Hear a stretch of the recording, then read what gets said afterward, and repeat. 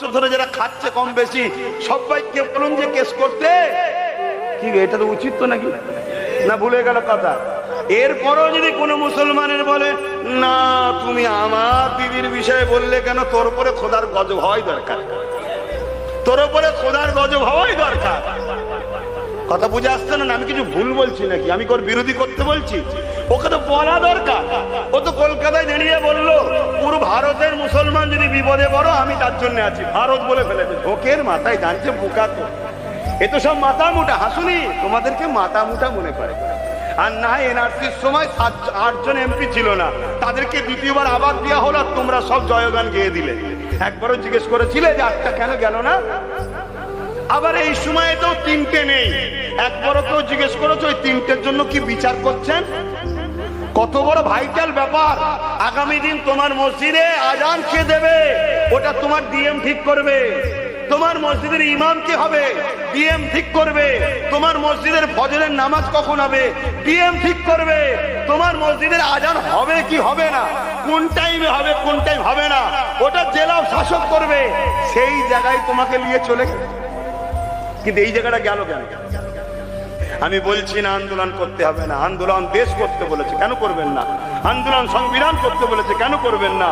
কিন্তু আন্দোলন করতে গেলে কিছু প্রসেসিং আছে। সর্বপ্রথম প্রসেসিং হলো আইন যখন হয়ে যায় কোনো জিনিস সেটাকে কাটতে গেলে আইনের অস্ত্র দিয়ে কাটতে হবে। ও যদি আমায় মারতে আসে আমি কি তাহলে মারবো না? আমার ইসলাম যেটা বলেছে ওটাই আপনাকে করতে হবে। কেউ যদি আপনাকে মারতে আসে আপনি তাকে মারবেন না, আপনি তাকে ডিফেন্স করবেন।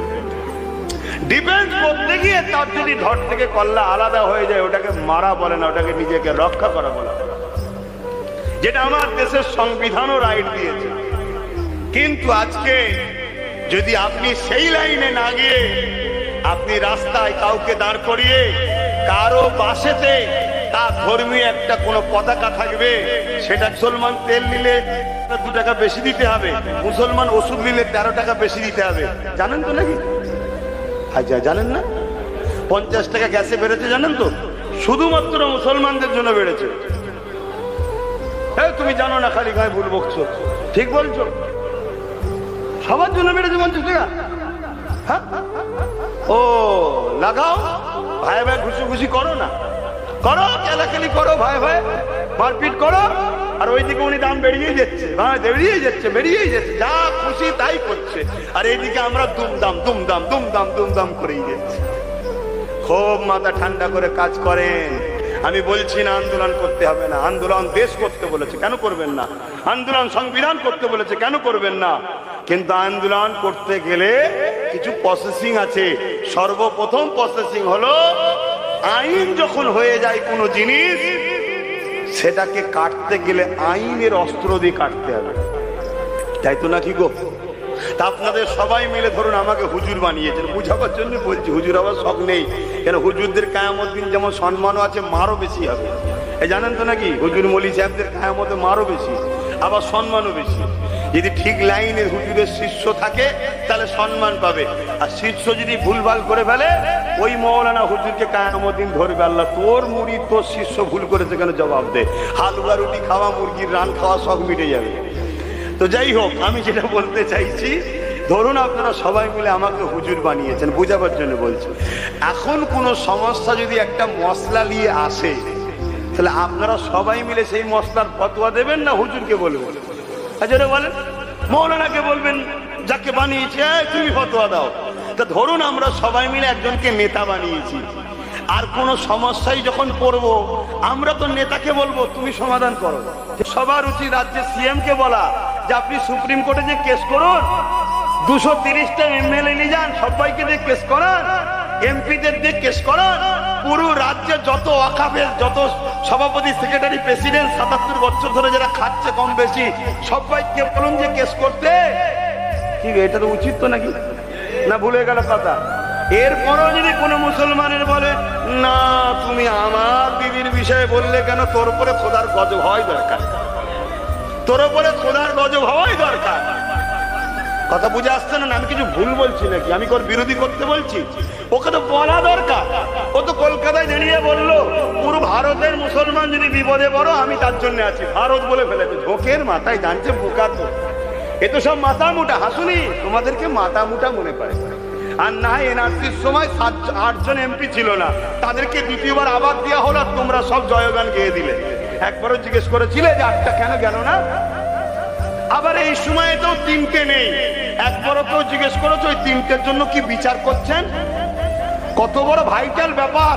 আগামী দিন তোমার মসজিদে আজান কে দেবে ওটা তোমার ডিএম ঠিক করবে। তোমার মসজিদের ইমাম কে হবে ডিএম ঠিক করবে। তোমার মসজিদের ফজরের নামাজ কখন হবে ডিএম ঠিক করবে। তোমার মসজিদের আজান হবে কি হবে না, কোন টাইমে হবে কোন টাইম হবে না, ওটা জেলা শাসক করবে। সেই জায়গায় তোমাকে নিয়ে চলে গেল। কিন্তু এই জায়গাটা গেল কেন? এই জায়গাটা এমনি চলে গেছে নাকি? আমার কাছে একটা কুল গাছ আছে, আমার ঘরে একটা কুল গাছ আছে, পাড়ার সবাই খায়, আমি কিছুই বলি না, কিছুই বলি না। এখন একটা বড় কেউ লুবি এসেছে, সে দেখছো তো বেশ ভালো মজা, এত সুন্দর কুল হয়, ফলটাও খুব মিষ্টি, খায়, কিচ্ছু বলে না তো মোল্লারা। তো এক কাজ কর, পুরো গাছটা ঘোরার সময় তুললে চলে আয়। এটা বিজেপি করছে। ৭৭ বছর ধরে সবাই খেয়েছে না খায়নি? কংগ্রেস আমলে, বাম আমলে, দিদির আমলে খাওয়া হচ্ছে না। মুসলমান গরিবরা পায়, ওই তো হাতে গোনা কিছু নেতা লিডাররা খায়, আর তারা কিছু ওপরের কোন কেন্দ্র কি বলছে পুরো নিয়ে নেবো। এতদিন এরা খেয়েছে আমাদের নামে ছিল, ও বলছে তোর নামেই রাখবো না, যা। কথা মাথায় ঢুকছে? কিন্তু এর সূত্রটা কোথায়? প্রথম যখন আমার গাছে কেউ হাত দিত, তখন যদি ঝাপটা দিতাম একটা, তাহলে তো ও ভাবতো জাতিরে মারবে। কথা মাথায় ঢুকছে না? ঢুকে না? ঢুকছে না? আমি এই জন্য কথা বলিনি তো, কেন আমি বললে মূল গোড়া ধরে কথা বলি, মূল গোড়া ধরে কথা বলি। তুমি আমি ধরো 1 কোটি লোক কলকাতায় নেবে বললাম, ধরো 1 কোটি লোক কলকাতায় নেবে বললাম, 8 কোটি লোক নেবে, আন্দোলন কে রুখে দেবে? ও তো আইন হয়ে গেছে। আইন হবার আগে না বলে আলাদা কথা ছিল। আমি 10 বছর ধরে বলছি, এখন করতে পারবে? এখন ওর সমাধান কিভাবে আছে? যে পথে ওরা আইন করেছে ওই পথে ওই আইনকে বাতিল করে নতুন আইন করতে হবে।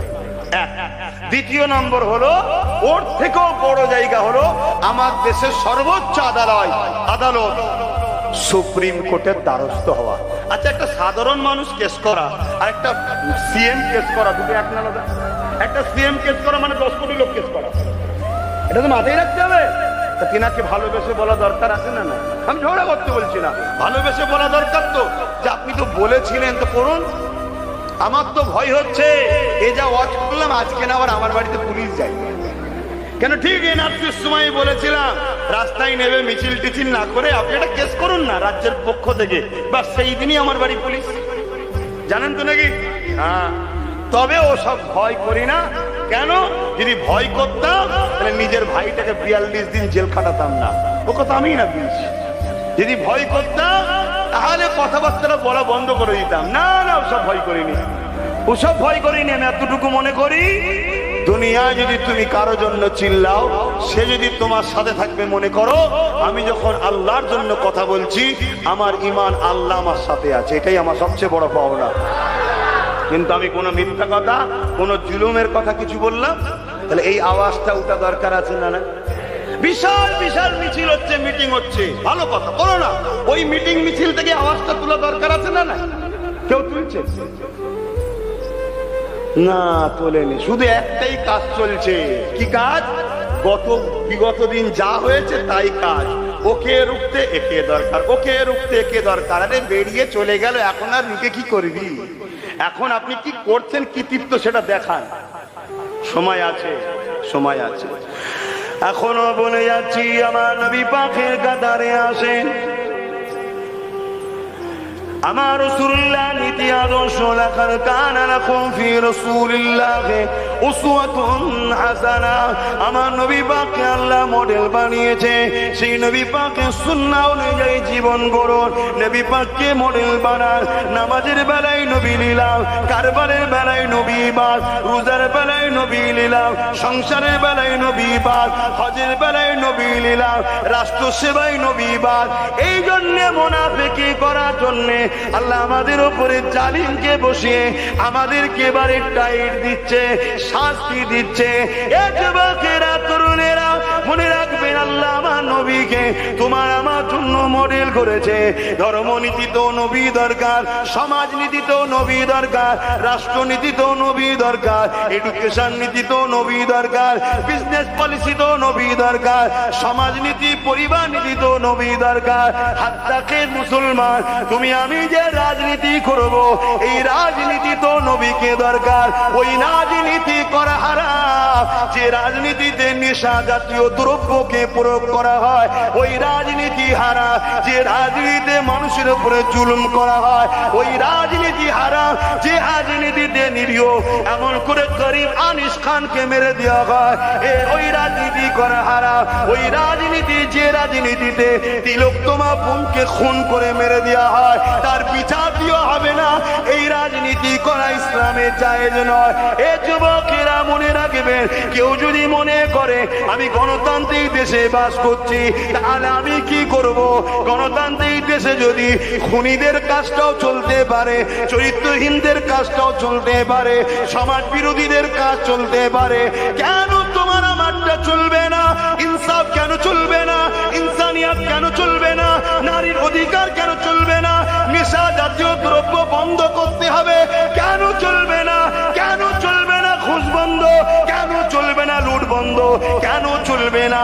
আমাকে সে সার্বভৌমত্বের সঙ্গে যদি কেউ গাদ্দারি করে, সঙ্গে সঙ্গে রাজপথে তুলে ফাঁসি দেওয়া হবে। যদি সে মুদি নামে কেউ টাকা নিয়ে পালিয়ে যায়, তাকেও নিয়ে সে ফাঁসি দেওয়া হবে। কেন দেশের সাথে আমার রাসূলুল্লাহর আদর্শ মেনে কেন এইগুলো করা যাবে না? কথা বলে।